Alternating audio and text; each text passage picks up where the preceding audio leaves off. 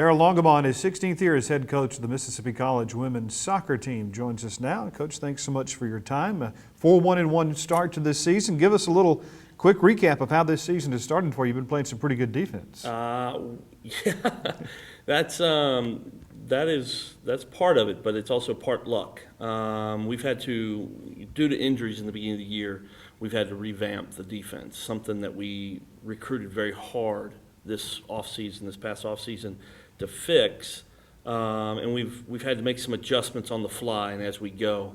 One of our young ladies, Kelly, is now out for the year with concussions, so that kind of takes a little bit. But we've got quality to back her up, and Nicole McKizak, so that was good.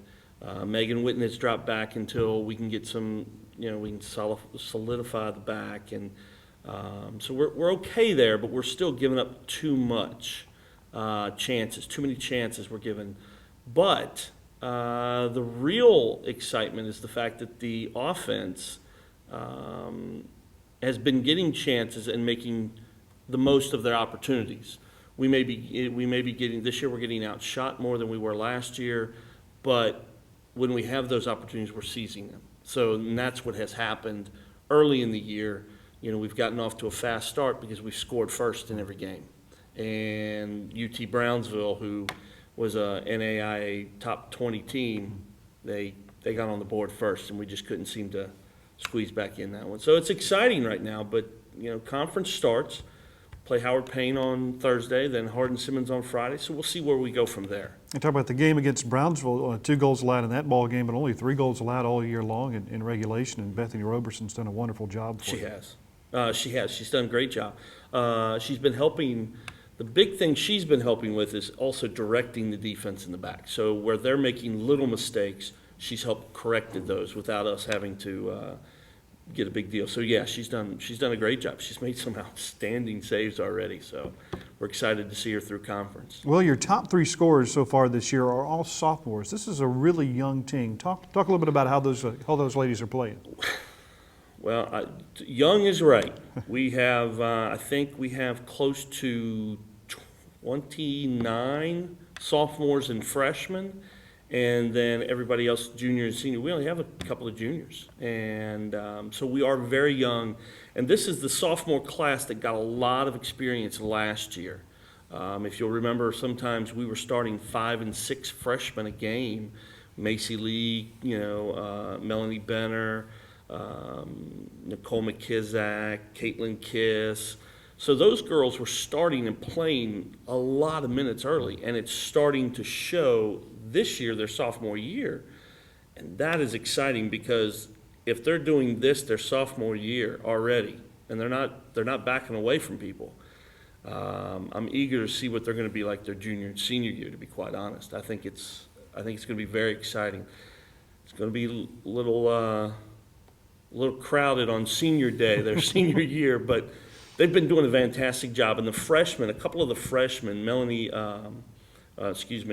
Megan Dodge and Gina Shelley, have really stepped up and have taken over. Gina right now is starting, and they've really stepped it up and are playing quality minutes, along with Becca Dupe and Simone Willis up top. They're giving us quality minutes.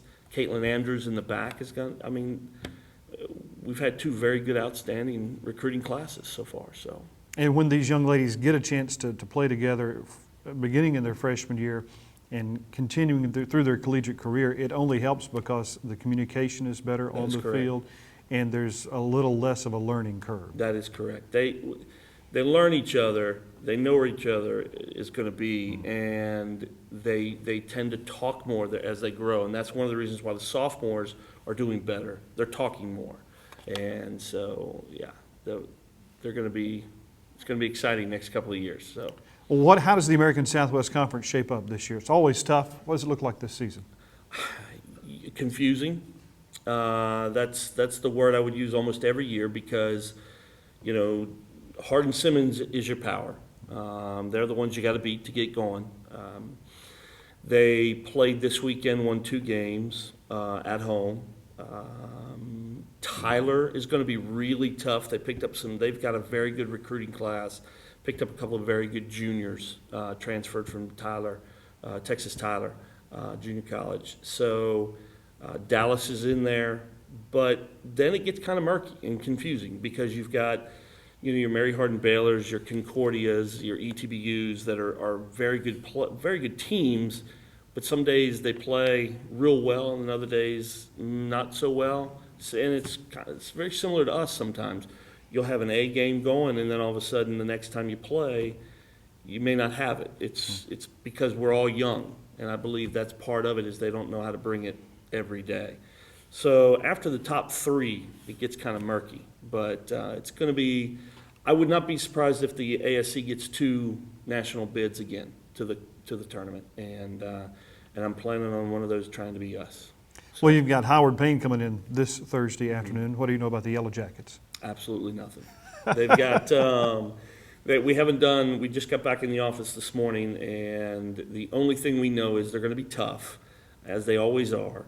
There's one young lady named Leslie Jones they have up top who's doing all their scoring, getting a lot of shots off, and I think she's the one you got to shut out. If you can shut her down, which is almost impossible, it really is. She's very difficult to handle. She's fast, she's big, she's strong in the air, she's got a great shot, and she's smart.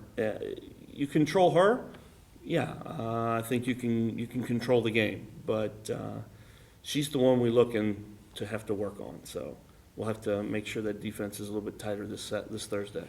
If you had to identify one challenge that your team has to hurdle, has to get over in order to win the conference championship this year, what do you think that would be? Talking. We tell them every practice. They do real well in drills, talking to each other and telling each other things, but then when it comes game time, they shut down a little bit. They still talk, but not nearly as loud. And anybody who's been in athletics knows you're focused so hard on what you're doing that you tune things out, and so you have to be loud, and that is one big area that we've got to fix.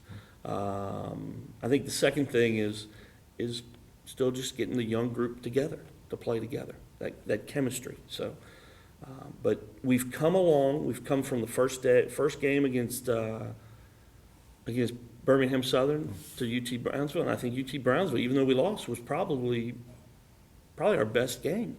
So, so we're getting better. We're progressing. So hopefully we'll peak right at the right time at the conference tournament and make Hardin Simmons stay home.